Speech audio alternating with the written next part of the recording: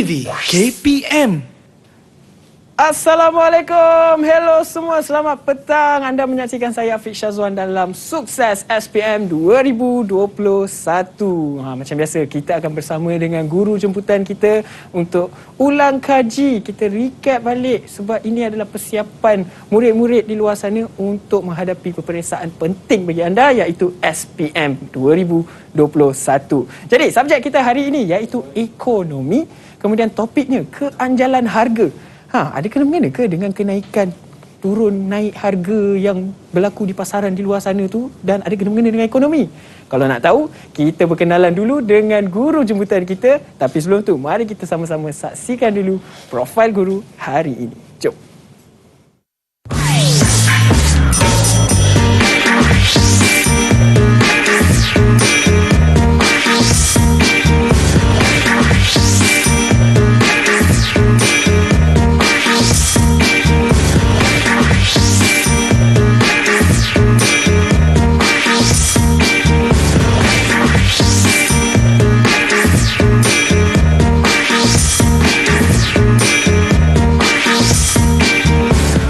Usaha tangga kejayaan, itulah moto cikgu kita hari ini, iaitu Cikgu Azmi. Assalamualaikum cikgu. Waalaikumsalam. Ya, cikgu apa khabar, sihat?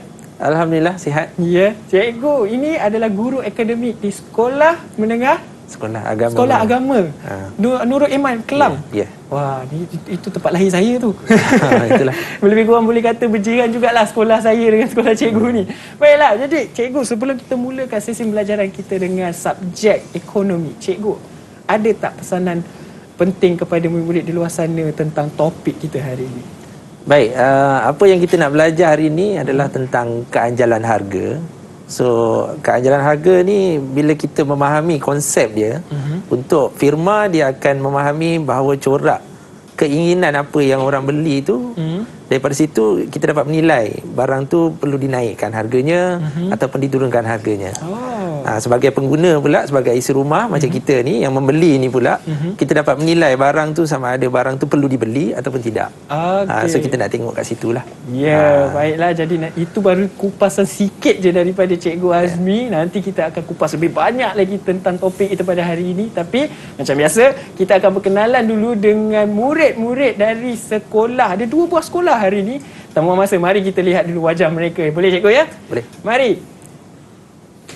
Assalamualaikum, selamat petang semua. Jangan lupa buka mic. Waalaikumsalam. Ya, kita ada 2 buah sekolah dari Sekolah Agama Menengah Nurul Iman Kelang dan juga Sekolah Menengah Kebangsaan Agama Segamat Johor. Baiklah, tak buang masa, saya nak mempersilakan kita mulakan dengan Abid terlebih dahulu untuk perkenalkan diri anda dan dari sekolah mana. Silakan, Abid. Assalamualaikum. Nama saya Muhammad Abid bin Asa'ah, dari sekolah SMKA Segamat. Cita-cita saya ingin menjadi seorang guru. Okey, cita-cita ingin menjadi seorang guru. Amin, insya-Allah. Seterusnya, Siti Khadijah. Assalamualaikum warahmatullahi wabarakatuh. Nama saya Siti Khadijah bin Muhammad Razi dari Sekolah Agama Menengah Nurul Iman. Cita-cita saya nak jadi seorang guru. Wah, dah ada 2 orang dah guru di situ. Seterusnya, Firdaus. Assalamualaikum warahmatullahi wabarakatuh. Nama saya Mufiqul Iskandar bin Sulaiman dari SMKA Segamat. Cita-cita saya nak jadi pensyarah.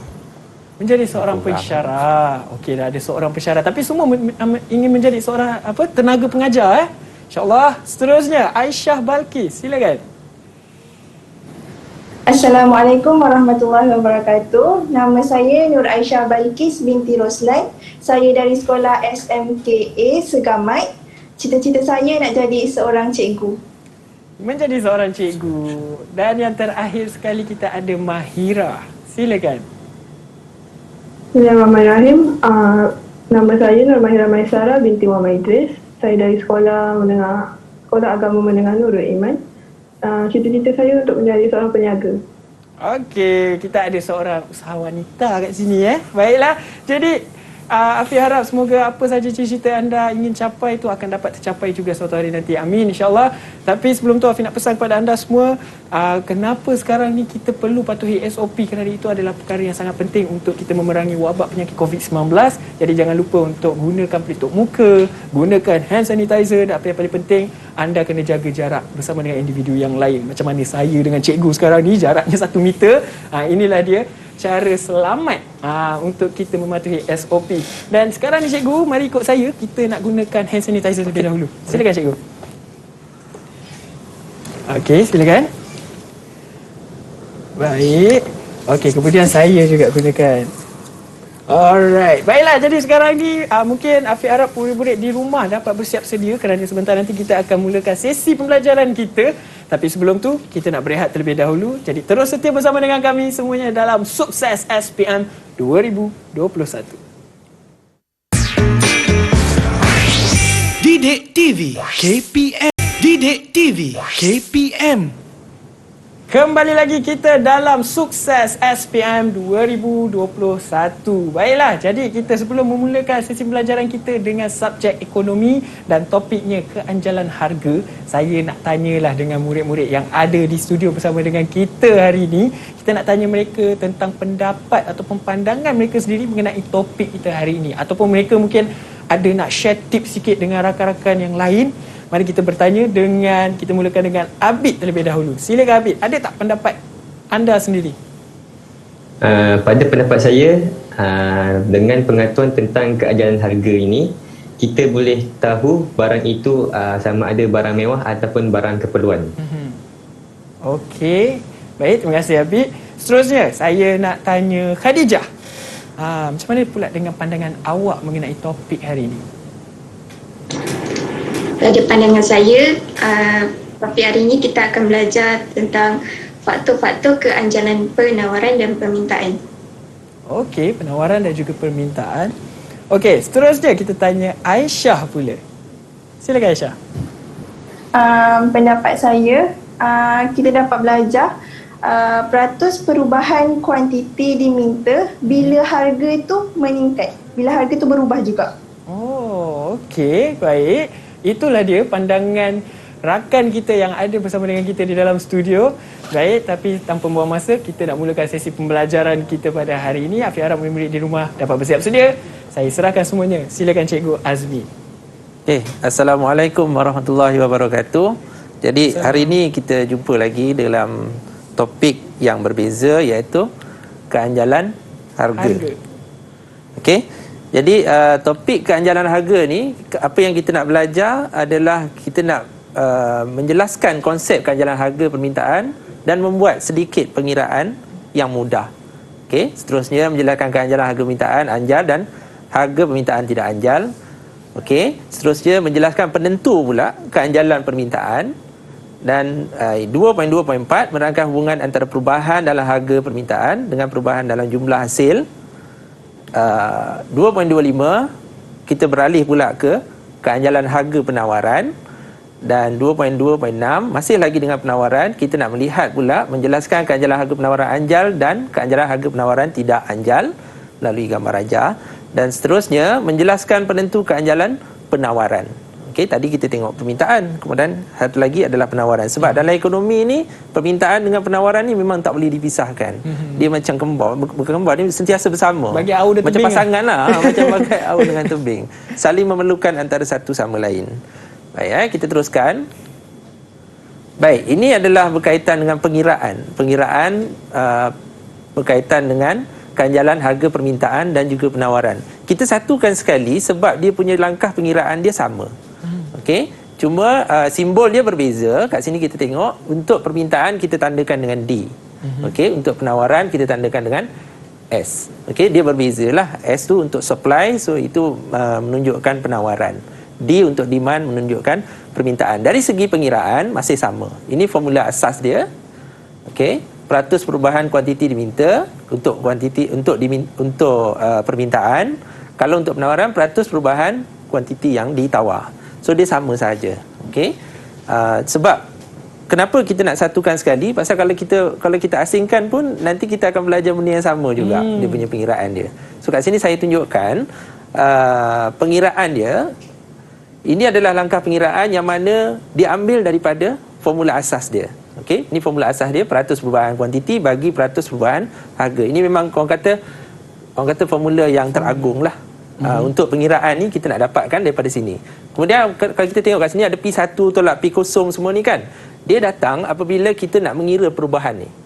Okey, tanda tiga segi ni untuk pengiraan, untuk perubahan. Kita nak kira perubahan tu, kita kena tolak lah. Sebab kita nak bezakan daripada satu tempat ke satu tempat tu kan. Kalau kita nak kira angka, jarak antara nombor 10 dengan nombor 7 contohnya, kita kena tolak. So kita tolakkan dia. Okey, ini formula asas dia. Jadi pengiraan dia akan berterusan begini sampailah akhirnya kita dapat bentukkan formula seperti ini. Ini untuk permintaan, ini untuk permintaan, dan yang ini untuk penawaran. Okey, dia ada dua lah kita belajar hari ni. Saya tunjukkan dua-dua nak membezakan di sini. Okey, tapi jalan kira dia sama. Jalan mengira dia sama. Maksudnya D dan juga S tu adalah demand dan supply. supply, yes. Okay. Saya sekalikan hari ni. Okey. Kemudian dekat bawah ni kita tengok ini panduan dia lah. P1 untuk apa, P0 untuk apa, P1 untuk harga yang baru selepas mengalami perubahan daripada harga yang asal. Kat bawah ni pula kuantiti yang baru selepas mengalami perubahan akibat daripada perubahan harga. Okey, kita tengok kat bawah ni perubahan harga berada di bawah. Okay, dalam pengiraan ni kita letakkan di bawah. Tujuan asal dia adalah untuk kita melihat sesuatu barang itu, kuantiti, permintaan dan penawarannya berubah disebabkan oleh harga. Harga tu punya pasal yang menyebabkan kuantiti itu pun jadi berbeza. Okay, kalau katakan harganya naik, secara formulanya kalau kita nak beli barang, harga naik, kita akan kurangkan pembelian kita. Okay, tapi dalam penawaran dia berbeza. Okey, bila harganya naik, dia lagi tambah pengeluaran. Pasal dia nak dapatkan keuntungan yang maksimum. Itu pergi kepada firma. Okey, kita tengok slide seterusnya. Okey, ini adalah kesimpulan pengiraan. Yang ini yang paling utama yang kita nak faham sebenarnya dalam topik ni. Kadang-kadang kan student saya ni dia pengalaman saya mengajar lah. Student saya ni dia kata susah cikgu tajuk ni. Ini adalah orang kata rumusan. Kita nak melihat apa sebenarnya yang kita nak cari. Yang ini. Mana kalau ada yang kat rumah kan, kalau siapa yang melihat di rumah ni, kalau dia nak ambil gambar, dia boleh ambil gambar yang ni. Ambil gambar. Sebab ini memang orang kata asas kefahaman kita untuk topik ini. Yang tadi saya tunjuk tadi tu pengiraan. Okey, kita mengira dan jawapan jawapan pengiraan tadi akan datang di sini. Okey, akan pergi ke sini ya. Dikira kita akan dapat jawapan seperti ini. Ni contoh-contoh jawapan dia lah. Okey, jawapan dia ED, tadi kita kira ED, satu atau lebih daripada satu, menunjukkan itu adalah permintaan yang anjal. Kalau jawapan last sekali lebih daripada satu, contoh dapat 1.1, ni contohlah saya bagi 1.1, 1.2 dan sebagainya. More than 1, lebih daripada satu. So itu adalah permintaan yang anjal. Okey, kemudian bila kita mengira, kita dapat jawapan kurang daripada satu. Okey, yang ini lagi satu kefahaman yang kita kena faham. Kalau kita katakan kurang daripada satu tu bukan bermakna negatif. Tidak. Yang kurang daripada satu tu yang bermula dengan kosong di depan dan ada perpuluhan. 0.1, 0.2, itu yang dikatakan kurang daripada satu. Tapi macam mana pula kalau kita kira dapat jawapan negatif? Okey, jawapan negatif, katalah negatif itu pun lebih daripada satu, maka dia berbalik kepada permintaan anjal. Okey, begitu juga kisahnya dengan penawaran, sama saja. Kita kira dapat jawapan lebih daripada satu, maka itu adalah penawaran anjal. Kalau kita kira kurang daripada satu, kita dapat tidak anjal. Senang kan? Senang. Boleh? Mudah. Yang ada di studio. Boleh 6 orang student saya hari ni. Merentas negeri. Satu ada, tapi kita masih lagi ikut SOP lah. Kita masih SOP tu, Google Meet je. Maknanya kita tak perlukan surat sebab dia duduk di negeri masing-masing kan. Itu kelebihan gadget kita katakan. Okey? Alright, so kita tengok seterusnya. Yang ini kita nak melihat pula apa yang dimasukkan dengan keanjalan harga permintaan. Ni dia punya kata dia punya karakter lah. Karakter. Kalau yang kata anjal tu macam mana, yang tidak anjal tu macam mana.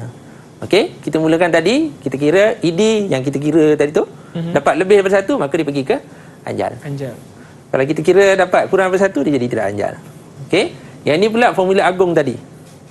Okey, formula agung tadi kita manipulate dia, peratus perubahan kuantiti mengatasi ataupun melebihi peratus perubahan harga. Maknanya kuantiti tu bergerak banyak.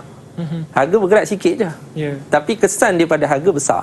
Itu menunjukkan itu adalah barang yang anjal. Okey, permintaannya anjal lah.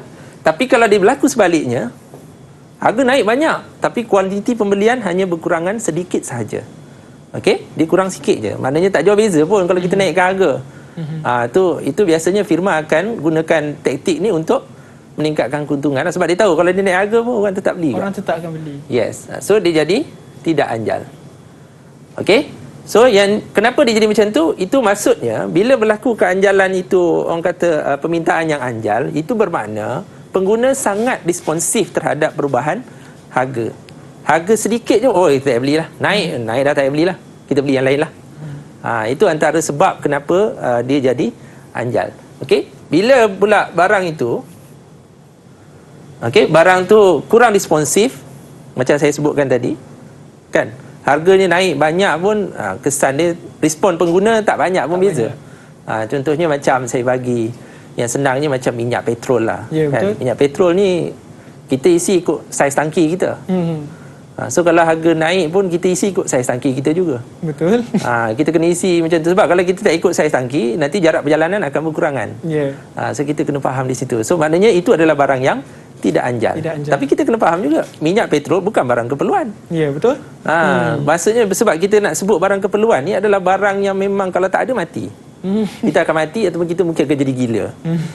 Contoh pakaian kan. Kalau tak ada pakaian kita boleh dikategorikan sebagai orang yang gila. Tapi kalau makanan minuman tak ada kita boleh bawa kepada mati. Cuma petrol bukan. Petrol kalau tak ada tak mati. Tapi dia sangat responsif. Dia tidak responsif sebab dia sangat diperlukan dalam kehidupan kita untuk bergerak. Okey? So kita nak bagi kefahaman kat situ. Kadang-kadang orang kata mesti barang keperluan. Mana petrol barang keperluan lah cikgu? Tidak juga, ya. Faham. Okey? Alright, seterusnya yang anjal ini adalah barang yang mewah, barang kehendak. Ada ke tak ada ke, dia tidak begitu memberikan kesan. Okey, cuma kalau ada nampak legah, nampak selesa, nampak sempurna, macam itu. Okey, tapi kalau yang barang keperluan ni kalau tak ada macam saya sebut tadilah, dia boleh membawa kepada mati dan juga gila. Okey, lepas tu keluk didi berbentuk landai. Okey, ni kita dah belajar dalam bab sebelum ni. Kalau saya nak tunjuk semua tak sempat ni. Ya, betul. Okey. Alright, so lepas tu keluk didi berbentuk curam. Yang ni dia curam. Ini pun kita dah belajar sebelum ni, ya. Dia jadi sangat slope dia tu sangat curam lah. Orang kata nak daki payah sebab dia tidak responsif. Okey, kemudian ni yang saya sebutkan tadi. Strategi untuk maksimumkan hasil ialah menurunkan harga barang. Kalau barang tadi tu dia barang yang anjal, pengguna ni menganggap barang itu adalah barang yang anjal, permintaannya anjal. So sebagai pengeluar dia melihat barang yang anjal ini dia perlu turunkan harganya. Sebab tu kita tengok kalau ada diskaun di pasaran, satu barang tu diberikan diskaun, permintaannya akan meningkat dengan begitu banyak. Betul. Untuk barang-barang yang kehendak. Okey? Sebab kehendak ni kita semua nak. Nak nampak wow kan. Nak nampak wow factor di situ. Yes. Tapi bukanlah perlu sangat pun sebenarnya. Okey, yang ni pula kita naikkan, firma akan menaikkan harga untuk meningkatkan keuntungan dia. Okey, sebab kenaikan harga itu tidak akan memberikan kesan yang begitu besar terhadap kuantiti. Okey? Alright, yang ini pula adalah keanjalan harga penawaran. Tadi permintaan, yang ini penawaran pula. Okey, kita tengok untuk keanjalan dia macam tadi juga, ES lebih daripada satu adalah anjal, kurang daripada satu adalah tidak anjal. Yang ni pun sama. Yang ni sama macam tadi juga. Okey. Kita nak tengok kat sini. Kuantiti ditawarkan sangat responsif dengan perubahan harga. Contoh harganya naik 10%. Okey. Kuantiti ditawar akan menjadi lebih daripada 10%. Okey. Dan berlaku sebaliknya pula di sini. Kuantiti ditawar kurang responsif terhadap perubahan harga. Harga dia turun 20% pun, kuantiti ditawar dia akan turun kurang daripada 20%. Okey. Kita buat contoh pula, yang contohnya di sini adalah barang perkilangan. Sebab barang perkilangan ni dia tidak faktor pengeluaran dia tu, dia tidak begitu terkesan dengan iklim, cuaca dan sebagainya. Sebab kilang kan kalau hujan ke apa ke dia tetap jalan seperti biasa. Okey, musim macam mana, panas ke sejuk ke, dia jalan macam biasa juga. Tapi barang pertanian dia memang akan memberikan kesan. Sebab tu kita tengok harga kelapa sawit contohnya kan, dia akan ada impact di situ. Ada kadang dia naik, kadang dia turun sebabkan oleh keadaan cuaca, iklim dan sebagainya. Okey? Ni macam tadi juga, landai dan juga curam keluarnya. Ni pun kita dah belajar dalam topik yang sebelum ni. Okey, strategi untuk maksimalkan hasil ialah menurunkan harga barang pun sama macam tadi. Yang ni menaikkan harga barang. Ini adalah satu yang baru. Beban cukai pengeluar lebih besar daripada beban cukai pembeli. Pembeli tidak menanggung cukai yang banyak lah untuk barang kehendak. Macam kita beli barang fast food ke apa kan, ada cukai tu. Tanggungan kepada pengeluar lebih besar berbanding dengan pengguna. Yang ini pula berlaku sebaliknya. Okey, beban cukai itu banyak pada pembeli, macam kita beli gula dan sebagainya kan. Benda itu keperluan. So beban cukai itu lebih kepada pengguna kalau cukai itu dikenakan. Sebab tu kerajaan dimainkan peranan yang sangat penting dalam pengeluaran barang-barang yang tidak anjal. Faham? Okey. Last sekali, subsidi yang dinikmati oleh pengeluar lebih besar daripada subsidi pembeli. Subsidi pengeluar banyaklah untuk barang-barang yang anjal, dan subsidi untuk barang-barang yang tidak anjal ni pengeluar mendapat subsidi yang lebih kecil. Untuk barang-barang macam tadi jugalah saya sebutkan, gula, garam dan sebagainya. Okey. So ini yang kita tengokkan topik kita untuk peringkat awal secara keseluruhan. Ada soalan daripada peserta kita di dalam studio? Murid-murid ada sebelum apa-apa kita soalan yang nak topik diajukan kepada cikgu? Tak ada? Kalau tak ada, kita boleh teruskan? Tak ada? Tak ada ya? Okey, tak ada. Sebab saya harap penjelasan saya cukuplah untuk bagi kefahaman kepada murid-murid. Okey. Okey, sekarang kita tengok pula. Ini barulah kita pergi ke pengiraan dia. Tadi kita belajar formula, kita belajar apa jadi pengiraan, dapat apa. So kita kat sini kita tengok contoh pengiraan dulu. Lepas ni baru pergi soalan. Baik. Okey. Alright, contoh pengiraan kita tengok satu dulu. Ini untuk ED ya, untuk permintaan. Ini formula agung tadi. Kita kena letak bila kita mengira, bila awak jawab SPM nanti, kan? Tahun depan, kena tunjuk ni formula ni. Tulis dulu formula. Tulis je. Sebab insya-Allah ada markah. Walaupun tak tahu nak kira. Tips tu, itu tips daripada cikgu tu. Okey. Tulis je formula dulu. Ini langkah keselamatan. Baik. Okey. Kemudian apa yang berlaku? Kat sini dia dah tunjuk. Harga barang meningkat 50% akan menyebabkan kuantiti DD barang itu turun 20%. Ini menunjukkan peratus perubahan harga lebih besar daripada peratus perubahan kuantiti. Okey, kita tengok apa yang berlaku. 20 bagi dengan 50%, kita akan dapat jawapan 0.4. Okey, maknanya 0.4. Okey, Aisyah Balkis, yang ni kurang daripada 1, lebih daripada 1 ataupun macam mana? Kurang daripada 1. Okey, kurang daripada 1, sebab itu ditandakan sebagai tidak anjal di sini. Macam kita buat tadi kan, formula tadi yang kita letak, saya kata screenshot, kalau boleh screenshot. Boleh screenshot. Sebab itu sangat penting. Okey, itu menariknya subjek ekonomi, bila kita mengira, kita tahu nak buat apa tau. Kiraan kita tu apa benda yang kita kira ni sebenarnya. Tak adalah kira-kira tengok jawapan belakang, betul suka. Lepas tu tak tahu nak buat apa. Kan? Yang ni lain. Yang ni kita kira wow. Okay? Kita tahu penyebabnya sebab apa.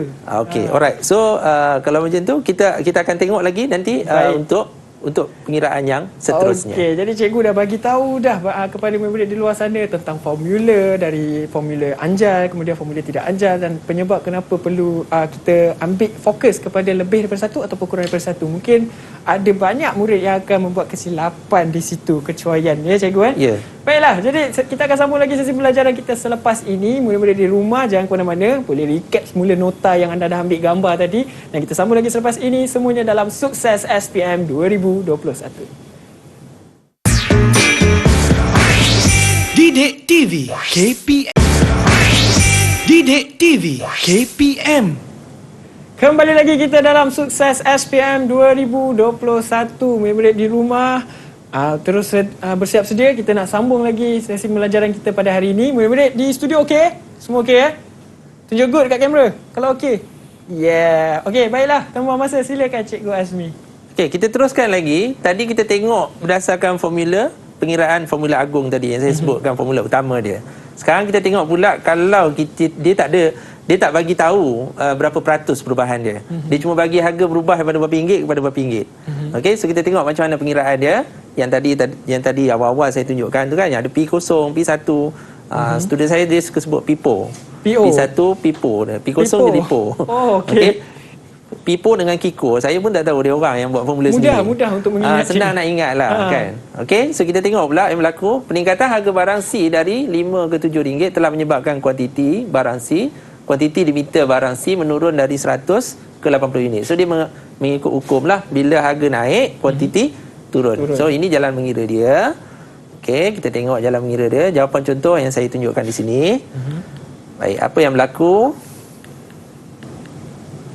So perkiraan akhir dia dapat negatif 20 bagi dengan 40%. Okey. Kemudian last sekali kita dapat jawapan akhir dia 0.5 negatif. Okey, ini yang saya sebutkan tadi tu. Dia jadi negatif. Okey. So kat sini saya nak minta Mahirah. Yang ini dia dapat 0.5 negatif ni, dia jadi anjal ataupun tidak anjal? Dia kurang daripada 1 lah. 1. Tak anjal. Tidak anjal. Okey, so dia jadi barang yang tidak anjal. Macam tadi juga. Dia jadi tidak anjal. Okey. So macam tadi juga, bila dia jadi tak anjal tu maknanya barang-barang tu boleh jadi barang keperluan ataupun bukan barang keperluan tetapi dia sangat diperlukan. Barang tu penting lah. Agak penting dalam hidup kita, macam minyak tadi juga. Okey. Alright. So kita tengok pula soalan contoh. Ini baru soalan contoh lah. Baik. Okey, ini adalah soalan contoh. Rajah 1 menunjukkan keluk permintaan suatu barang. Keluk permintaan suatu barang ditunjukkan kat situ 50% perubahan pada harga dan 25% perubahan pada kuantiti. Tapi disebabkan ini adalah permintaan, maka kita boleh anggap berlaku kenaikan 50% akan menyebabkan penurunan sebanyak 25% pada kuantiti. Okey, ini adalah soalan yang berkaitan dengan keanjalan harga permintaan. Sebab dia lebih popular lah permintaan ni, sebab dia berkait rapat dengan kita. Soalan yang berkaitan dengan firma ni, kalau kita tanya dekat student, dia agak blur sikit sebab dia bukan firma. Okey. Macam kita sendirilah, macam Afiq sendiri pun. Dia lebih kepada pengguna. Bila pengguna ni permintaan dia agak familiar. Bila sebut je penawaran ni, dia jadi macam blur sikit kadang-kadang. Itu biasa. Okey, so kat sini kita nak tengok Abid, daripada keluk ni apa yang nampak? Adakah ini keluk ni curam ataupun landai? Curam. Okey, kalau curam maksudnya apa? Dia jadi barang apa? Anjal, tak anjal? Tidak anjal. Kita tak kira pun kita dah tahu dah. So ini melibatkan ciri. Okey, tadi kita belajar tadi kan, salah satu dalam jadual saya tu dia kata keluknya curam. Okey, so apa lagi ciri dia? Kalau barang ini barang yang tidak anjal, siapa boleh bantu saya? Kita ada 5 lagi, ada 4 lagi. Siapa nak cuba? Okey, Firdaus nak cuba? Apa lagi ciri dia? Firdaus diam je. Bagi je satu yang kita belajar daripada jadual. Apa lagi ciri? Ciri dia kalau barang anjal ni barang yang tidak anjal. Bagi satu ciri lagi. Boleh? Lain tak clear. Gangguan. Kita tak dengar. Okey, tak apa, kita cuba tanya yang lain. Mungkin okey, tak apa kalau macam tu. Khadijah nak cuba? Khadijah? Silakan Khadijah. Salah satu ciri dia hasil yang ditolak ini yang akan berakhir kosong. Okey. Macam mana tu? Tak apa cikgu. Kita tak dapat dengar dengan jelas suara dia. Tak apa, kita tengok terus macam mana kita nak jawab soalan ni. Markahnya 5. Okey, soalan ini dia boleh keluar dekat bahagian A atau bahagian B. Dalam episod-episod yang sebelum ni, saya pun pernah jelaskan bahagian A nak jawab macam mana, bahagian B macam mana. Okey, bahagian A dia lebih ringkas jawapan dia. Bahagian B dia lebih kepada free writing. Maksudnya banyaklah kita nak tulis tu. Walaupun sebenarnya tak adalah banyak sangat. Dia punya pokok asas dia adalah bahagian A dengan bahagian B ni beza dia. Bahagian B memang definitely kita memang kena tulis dalam bentuk esei, dalam bentuk perenggan. Okey, tapi kalau bahagian A kita boleh buat dalam bentuk perenggan ataupun tidak. Boleh juga kita buat dalam bentuk point. Tapi sebaik-baiknya buatlah dalam perenggan ayat yang penuh tetapi ringkas. Itu the best. Okey, so saya dah bagi tahu tips dia yang the best. So gunakan yang the best. Buat apa kita nak gunakan cara yang lain kan? Okey, kita tengok contoh. Baik, dia tunjukkan macam mana dia mengira jawapan dia tu. Yang ini kita dapat 0.5. Sebab tadi pun kita dah tahu kan apa yang berlaku. Betul. Okey. So berdasarkan darjah 1, nilai ED, nilai pengiraan dia adalah 0.5 yang menunjukkan DD tidak anjal. Maksudnya tidak anjal. So kita dah ada jawapan kat sini. Ni 1. Ni DD tidak anjal 2. Okey. Ini kerana peratus perubahan harga lebih besar daripada peratus perubahan kuantiti. Ini satu lagi jawapan yang gunakan simbol tadi tu. Okey, bagi pula contoh. Contoh barang adalah barang keperluan. Dalam jadual saya tadi pun saya dah sebut. Salah satunya adalah barang keperluan. Seperti gula. Dia bagi pula contoh pula. Gula dah bagi keperluan, bagi pula contoh jawapan lagi. Jawapan yang sangat tepat. Maknanya dia memang betul-betul faham. Okey. Pengguna kurang responsif terhadap perubahan harga. Kurang responsif. Okey, ini pun satu lagi jawapan. Sudah ada berapa jawapan kita ada? 1, 2, 3, 4, 5. Dan firma akan meningkatkan harga bagi memaksimumkan keuntungan. Dia pergi naikkan harga pula firma ni. Tapi memang itulah basic dia. Konsep dalam ekonomi, bila barang tak anjal, memang dia akan naikkan harga to get more profit, untuk dapatkan keuntungan yang lebih banyak. Okey, so kat sini kita ada 6 jawapan. 6 jawapan means 6 markah. Tapi dia nak markah tadi kita tahu dia nak 5 saja. So daripada sini kita dapat melihat student yang jawab seperti ini memang dia dapat full mark lah. Okey, kita dapat 5 markah. Right. So kita tengok satu lagi. Barang Q punya nilai keanjalan 10. So 10 ni lebih daripada 1. Berdasarkan prinsip keanjalan permintaan, bagaimanakah firma boleh memaksimumkan keuntungan? Huraikan secara terperinci. Okey, yang ini saya terus bagi jawapan. Okey, jawapan saya bagi ini adalah contoh. Boleh juga gunakan jawapan yang lain, tetapi dia mesti berbalik kepada konsep yang kita belajar pada hari ini. Okey, ekonomi ini adalah subjek konsep. Once you understand dia punya konsep, bila kita memahami konsep, okey, kita akan dapat menjawab dengan baik. Okey, dan kaitkan dengan kehidupan kita. Pasal ekonomi dan kehidupan memang tak boleh pisah. Betul. Selagi kita hidup, kan, memang kita akan menghadap benda tu hari-hari. Selagi itu ekonomi akan berjalan. Even kita tidur kat rumah pun, kita tidur dekat rumah tu pun, apa yang ada di sekeliling kita pun berkait rapat dengan ekonomi. Okey? So, ni salah satu contoh lah. Yang ni, siapa yang nak ambil boleh ambil jawapan dia. Saya tak perlu baca lah. Ya. Cumanya siapa yang saya nak tunjukkan di sini ialah saya menunjukkan bahawa firma dia akan mendapat keuntungan yang banyak bila dia menurunkan harga barang dia sedikit. Turun sikit je harga dia, tapi permintaan barang tu akan meningkat begitu banyak. Okey, itu berpunca daripada keanjalan dia tadi. Jadi firma dia melihat keanjalan tadi, dia nampak apa dia patut buat. Bila dia nak jual barang kan, dia akan buat kajian. Okey, kajian, dia tengok berapa, bila dia buat perubahan harga, apa yang berlaku seterusnya. Oh, bila dia nampak kita turunkan harga, nampak berapa ramai orang yang boleh nampak perbandingan di situ. Kalau kita pergi pasar malam pun, kan, pasar malam contoh, paling senang lah pergi pasar malam. Betul. Sekarang pasar malam tak ada. Ya. Kan, dululah masa zaman sebelum pandemik. Bila ada satu kedai yang harga dia macam kurang sikit, katalah kedai sate kan, yang kurang sikit tu harganya, mesti ramai yang akan datang. Ya. Kecuali kalau dah beli sekali tak sedap. Tapi untuk permulaan tu memang dia akan datang sebab dia ada perubahan harga sedikit. Dia 80 sen, kedai sebelah 90 sen, orang akan pergi 80 sen. Sebab sate bukannya satu keperluan. So kita kena faham sebab dia barang yang anjal. Ada perubahan harga di situ. Okey? Alright, so itu berkaitan dengan cerita tentang keanjalan harga. Okey, permintaan dan penawaran. Saya bagi contoh tadi semua tentang permintaan. Sebab kalau saya nak masukkan sekali penawaran, kita tak ada banyak masa. Saya nak kena pergi topik satu lagi yang terakhir ni. Okey, baik cikgu. Jadi sekarang ni kita nak berehat terlebih dahulu cikgu. Kita akan sambung lagi selepas ini. Jadi murid semua boleh sentiasa peka bersama dengan kami. Terus setia bersama dengan kami semuanya dalam Sukses SPM 2021.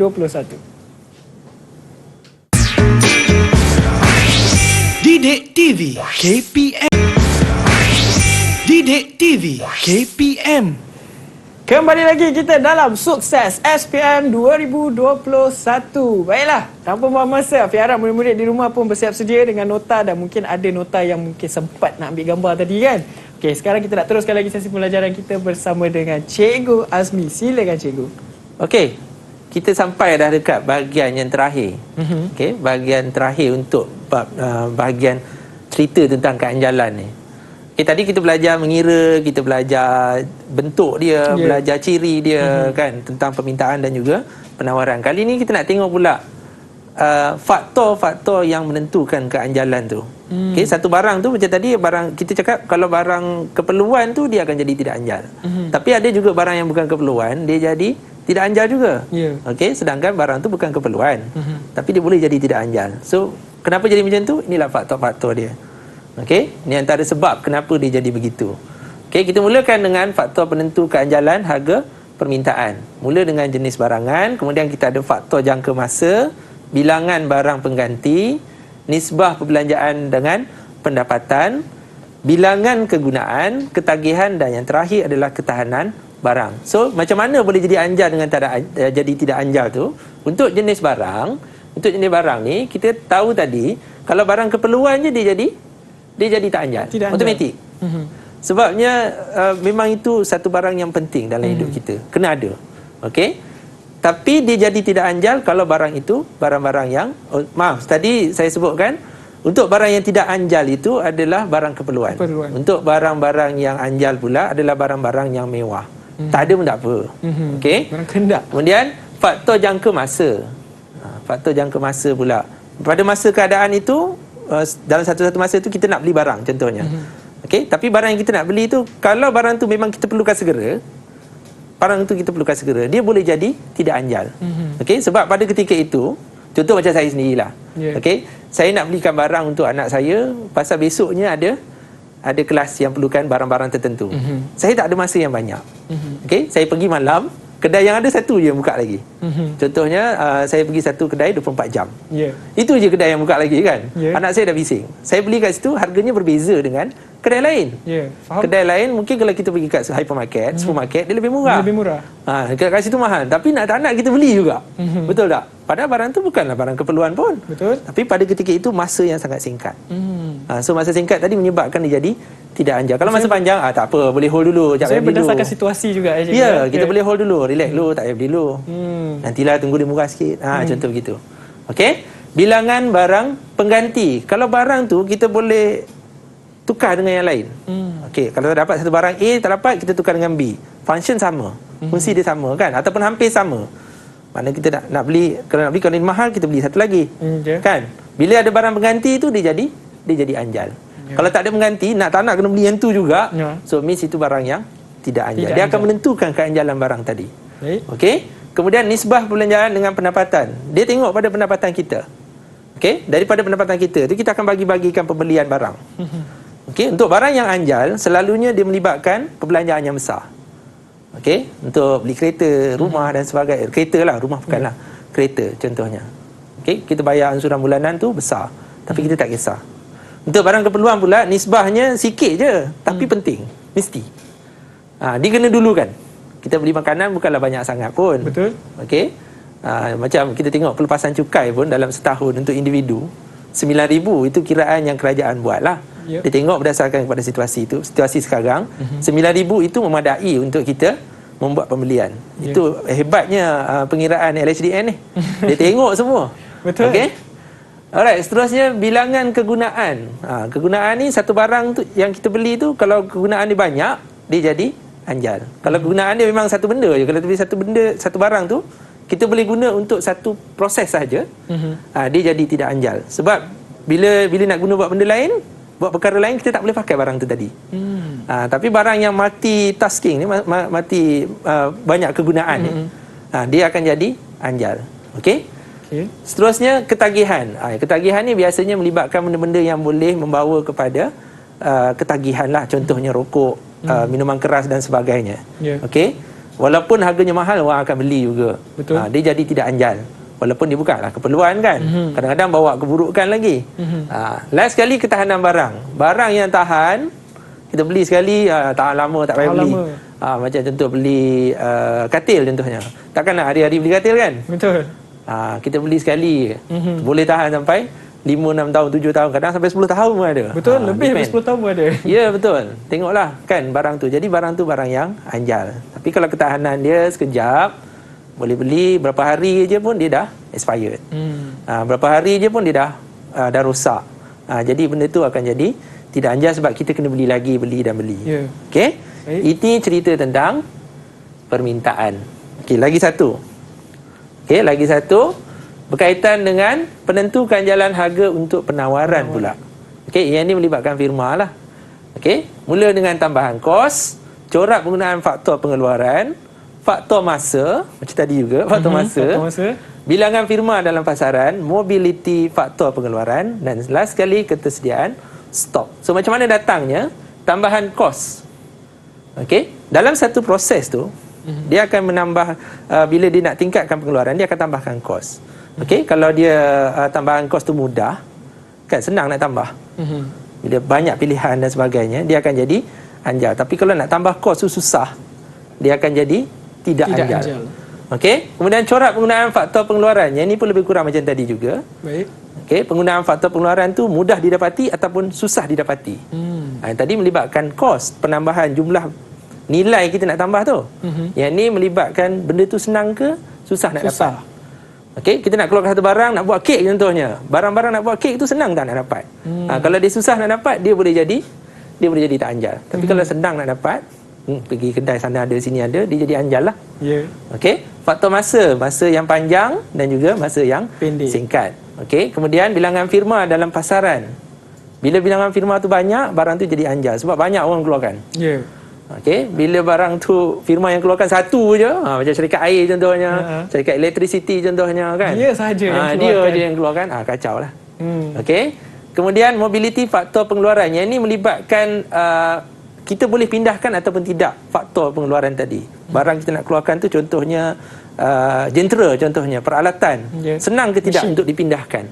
Kalau susah dipindahkan, maka dia jadi tidak anjal. Kalau senang nak pindah-pindah, ni boleh bawa sana, boleh bawa sini.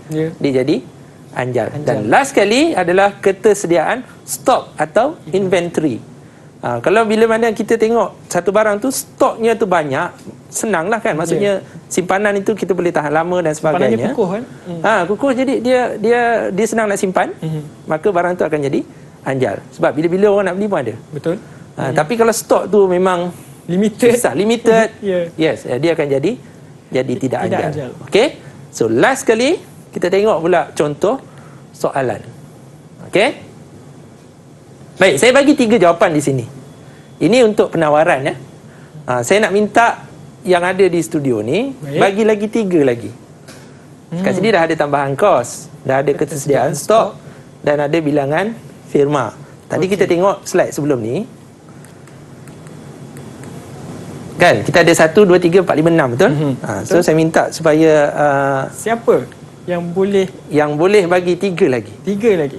Saya nak minta 3 lagi. Kemudian terangkan sedikit. Mungkin kita boleh cuba dengan Firdaus. Firdaus nak cuba?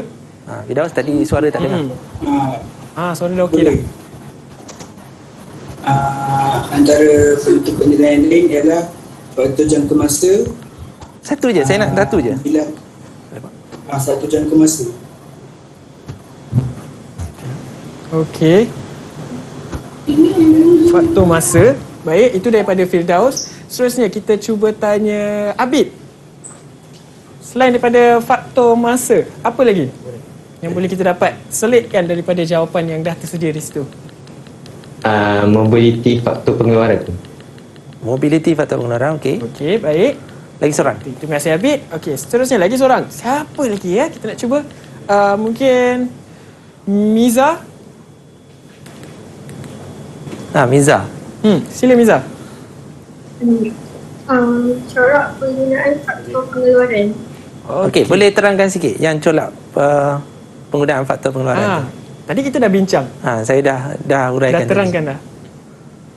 Okey, kalau corak tentang corak penggunaan faktor pengeluaran ni, apabila dia senang didapati atau diperoleh sesuatu barang tu, maka dia anjal.